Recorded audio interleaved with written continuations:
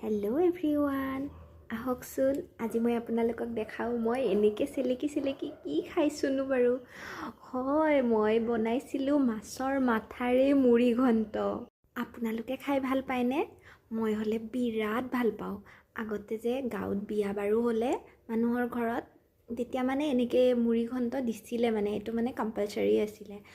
আজিকালি নিদিয়ে বাৰু, আজিকালি বহুত ফেঞ্চি খানা ওলালে, কিন্তু এই মুড়ি ঘণ্টৰ সোৱাদটো মানে মোৰ মানে সৰুৰ পৰা এতিয়ালৈকে জিভাত লাগিয়ে থাকি গৈছে। মই ইমানেই বেছি ভাল পাওঁ, কিন্তু বনাই হ'লে খোৱা নাছিলোঁ। আজি ফাৰ্ষ্ট টাইম বনাইছোঁ আৰু মোৰ অকলে খাই মানে বেয়া লাগিলে, সেইকাৰণে মই ভাবিলোঁ আপোনালোকৰ সৈতে শ্বেয়াৰ কৰি খাওঁ।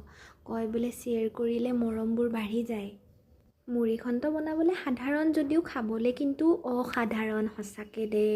যিবোৰ মানুহে মানে মাছৰ চব্জিৰে ভাত খাই ভাল পায় তেখেতসকলৰ কাৰণে সঁচাকৈ প্ৰিয় খাদ্য হ'ব এইটো।